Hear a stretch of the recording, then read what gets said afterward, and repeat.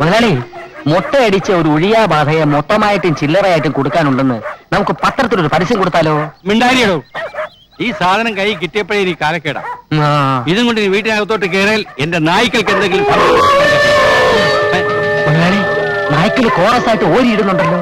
ഈശ്വര, എന്റെ സംശയം ശരിയായിരുന്നു. ഇതിലുള്ള ബാധയെ കണ്ടിട്ടാണ് ഓരിയിടുന്നത്. ഇന്നത്തെ കാലത്ത് ഇതൊക്കെ ആര് വിശ്വസിക്കാനാ? പ്രതിമയ്ക്ക് ബാധ പോതിലോ മണ്ണാങ്കട്ട, ഇതൊക്കെ ഒരു അന്ധവിശ്വാസമാ. Super satisfaction. ഒരാളി രണ്ടും കൽപ്പിച്ച് വീട്ടിനകത്തോട്ട് കയറിയട്ടെ. പട്ടികൾ ചാവാണ് ഞാൻ കുഴിച്ചിട്ടുള്ള, അല്ലെ ഉപ്പിലിട്ട് വെച്ചോളാം. ഉപ്പിലിടുന്നു? അതെ, ഉപ്പിനകത്ത്. Bloody fool. ചകിക്കൊള്ളുന്ന വർത്തമാനം പറയലടോ. ഇനി ഞാൻ നോക്കിയിട്ട് ഒരു വഴിയേ ഉള്ളൂ. നീ എന്റെ വിശ്വസ്ത സേവകനാണെങ്കിൽ ഞാൻ പറയുന്നത് നീ അനുസരിക്കണം. തീർച്ചയായും അനുസരിക്കും. നേരും നിറയും കൂറുമുള്ള ഒരു തൊഴിലാളിയുടെ കടമയല്ലേ അത്? എന്നാൽ നീ ഇത് സന്തോഷമായിട്ട് സ്വീകരിച്ചാട്ടെ. മുതലാളി, പട്ടികളെ രക്ഷിക്കാൻ പട്ടിണി പാവമായി പണിക്കാരനിട്ട് തന്നെ പാര പണിയണം. നിനക്കിതിലൊന്നും വിശ്വാസമില്ലെന്നല്ലേ പറഞ്ഞത്? എന്തെന്താ എന്ന് ഞാൻ പറഞ്ഞു. പറഞ്ഞടാ. പറഞ്ഞു. എന്നാലും ഇത്ര അനുഭവിച്ച സ്ഥിതിക്ക് ഇതിനെ എനിക്ക് സന്തോഷപൂർവ്വം സ്വീകരിക്കാൻ പറ്റുമെന്ന് തോന്നുന്നില്ല. ഞാൻ സന്തോഷത്തോടെ സ്വീകരിച്ചെങ്കിലല്ലേ മുതലാളിയെ വിട്ട് ബാധ എന്നോടൊപ്പം പോരത്തുള്ളൂ. നിനക്ക് സന്തോഷമുണ്ടായാൽ ഇത് സ്വീകരിക്കുന്നതിൽ വിരോധമില്ലല്ലോ. തീർച്ചയായും ഇല്ല. പക്ഷെ എനിക്ക് സന്തോഷം ഉണ്ടാവണ്ടേ? നീ ഒന്ന് ശ്രമിച്ചു നോക്കൂ, ചിലപ്പോ വന്നാലോ. ബുദ്ധിമുട്ടാ. എന്നാ ഞാനൊന്ന് ശ്രമിച്ചു നോക്കാം. ശ്രമിച്ചു നോക്ക്. വരണമെങ്കിൽ വരട്ടെ. നീ റെഡിയല്ലേ? ഞാൻ റെഡിയാ.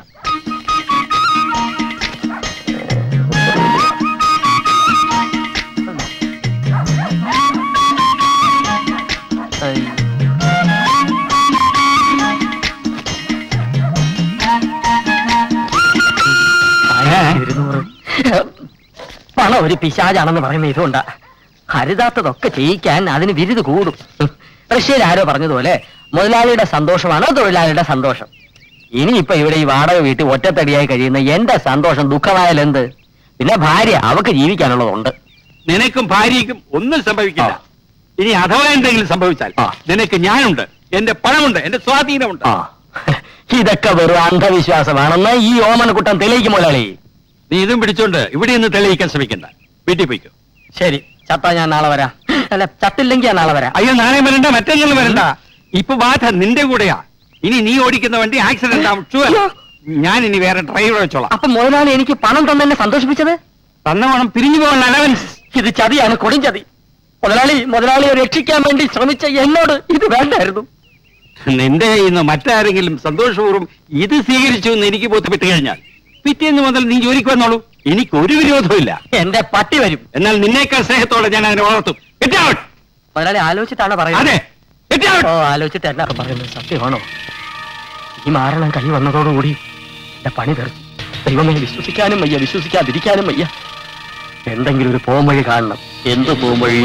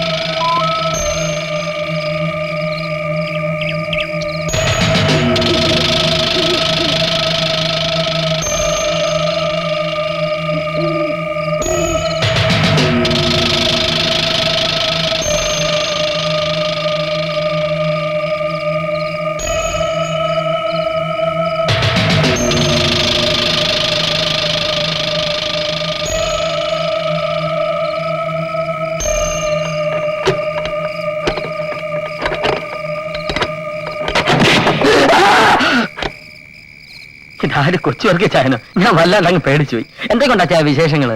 ദുബായിൽ നിന്ന് ജോസ് അച്ചായന്റെ വൈഫിന് എഴുതാറുണ്ടോ? ദേവന്റെ അഭ്യാസം എന്റെ അടുത്ത് വേണ്ട. 5 മാസമായി വാടക വന്നിട്ട്. ഒന്നിൽ വാടക തരണം, അല്ലെങ്കിൽ ഇറങ്ങി തരണം. അച്ചായന്റെ തനി സ്വഭാവം കാണിക്കരുത് കേട്ടോ.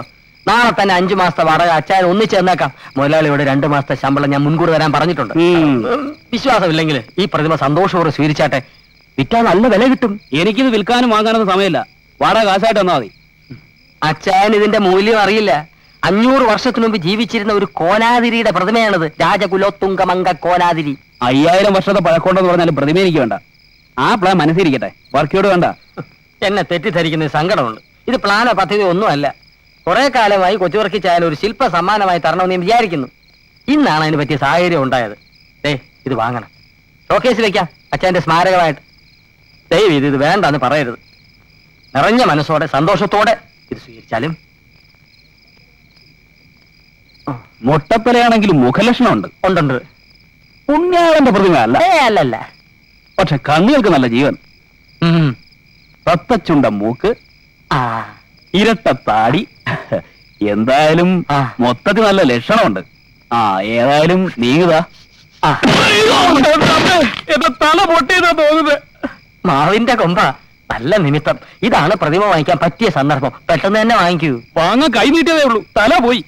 ഏത് കുരങ്ങന്റെ പ്രതിമയാണത്? അവലക്ഷണം. ഒരു സിദ്ധന്റെയാ. ആരുടെ ആയാലും കൊള്ളാം. കാശുമില്ല, തലയും പോയി. ഇനി തള വിടാൻ വൈദ്യുതി തപ്പണം. അതിനുള്ള പണം താൻ തരണം. നാളെ ഞാൻ വരും. കൊണ്ടുപോടാ. എന്റെ അടുത്തൊന്നും ഒഴിഞ്ഞു പോകാൻ ഇഷ്ടമില്ലല്ലേ? കുറിച്ച് നോക്കുന്നുണ്ടല്ലേ?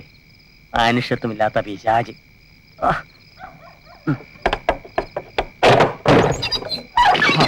അയ്യോ, ഓട്. എത്ര പ്രാവശ്യം ഞാൻ ഈ വാതിൽ ഓർന്നിട്ടുണ്ട്, അപ്പോഴൊന്നും ഇങ്ങനെ സംഭവിച്ചിട്ടില്ല. ഇത് ബാധ തന്നെ. എന്നെ കൊലയ്ക്ക് കൊടുക്കാൻ വന്ന ഒഴിയാ ബാധ. അയ്യോ, തല പോയി.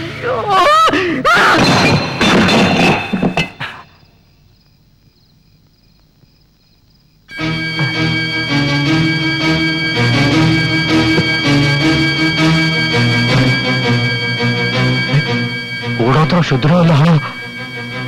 തല പൊട്ടി തെറിക്കോ? വേണ്ട, അല്ല, തെറിക്കട്ടെ. ഇതെന്നെ തല.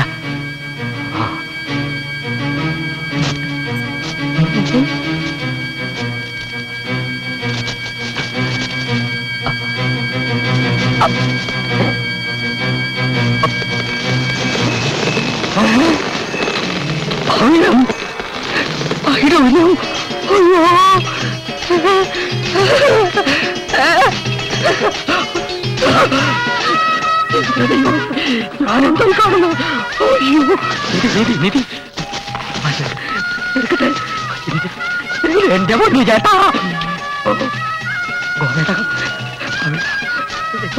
അണിക്കോ എല്ലാം ഉണ്ടല്ലോ. എനിക്ക് ഹാർട്ട് അറ്റാക്ക് വരും. അയ്യോ, എന്റെ പൊട്ട ചേട്ടാ.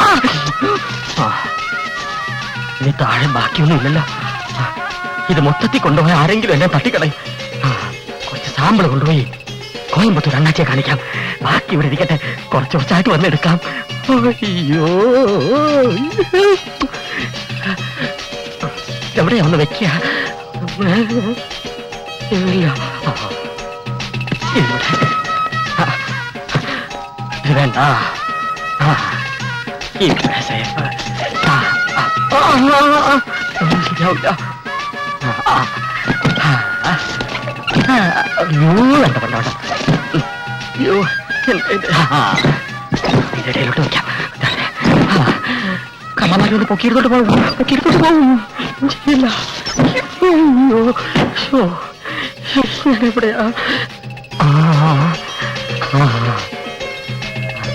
മച്ചിന്റെ മേലെ വെക്കാം.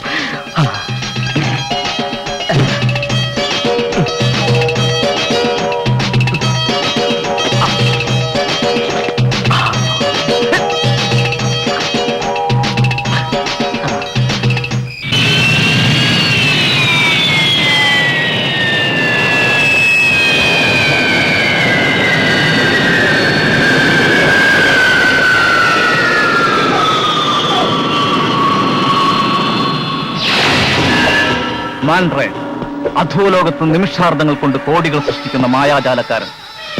മാന്ത്രികനാണ് ഞാൻ. അംജദ് ലാലാജി അതുകൊണ്ട് തന്നെയാണ് എനിക്ക് ഓമന പേരിട്ടത്, ജൂനിയർ മാൻഡ്രേ. എന്റെ ചാണക്യ സൂത്രങ്ങളുടെ ആവനാഴി ഒഴിഞ്ഞപ്പോൾ സമ്പാദ്യങ്ങൾ മുഴുവൻ എന്റെ തലയ്ക്കുള്ളിലാക്കി ഒരു നമ്പ്യാരുടെ കയ്യിൽ ഇന്ത്യയിലേക്ക് അയച്ചു. അത് കൈപ്പറ്റാൻ നിങ്ങളെ വിവരം അറിയിക്കുന്നതിന് മുമ്പ് ഞാൻ ജയിലിലായി. സിംഗപ്പൂരിലെ തടവറയിലെ ചുമരുകൾക്ക് പോലും ചെവികളുണ്ടായിരുന്നു. എന്റെ വിശ്വാസം പോലും അടക്കി കഴിഞ്ഞ 5 വർഷക്കാലം കാത്തിരുന്നത് എന്തിനു വേണ്ടിയാണെന്നറിയാമോ? നമ്പ്യാരുടെ കയ്യിൽ അകപ്പെട്ട എന്റെ തലയ്ക്ക് വേണ്ടി, അതിനകത്തെ കോടികൾക്ക് വേണ്ടി. അയാൾക്ക് പോലും അറിയില്ല അയാളുടെ കൈവശമുള്ള ഓട്ടുപ്രതിമയിലെ കണക്കറ്റ സമ്പാദ്യങ്ങളെ കുറിച്ച്. എനിക്കത് വേണം. എന്നിട്ട് വേണം എനിക്ക് എന്റെ സാമ്രാജ്യങ്ങൾ വീണ്ടും പടുത്തുയർത്താൻ. നഷ്ടപ്പെട്ട എന്റെ ചെങ്കോലും കിരീടവും വീണ്ടെടുക്കാൻ. ഞങ്ങൾ എന്ത് ചെയ്യണം ബോസ്? നമ്പ്യാരെ കണ്ടെത്തണം. പ്രതിമ എവിടെയുണ്ടെന്നറിയണം. ബാക്കി കാര്യങ്ങൾ ഞാൻ തീരുമാനിക്കും. പറയാലോ, ആ കുന്ത്രാന്റെ കയ്യിൽ നിന്ന് പോയ പിന്നെ മനസ്സിലൊരു സ്വസ്ഥതയുണ്ട്. കൈക്കൂലി കൊടുത്തിട്ടാണെങ്കിലും 2 കേസിൽ നിന്ന് ഊരിയില്ലേ? ആ നമ്പ്യാരുടെ തലയിൽ ഇപ്പോ കാക്ക കൊത്തി പറിക്കുന്നുണ്ടാവും.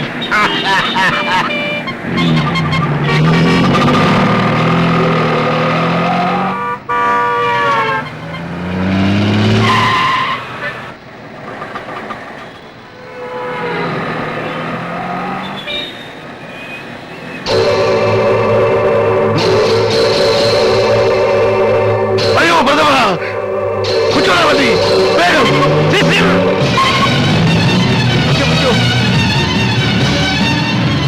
ഒന്ന് വേഗം പെടുക.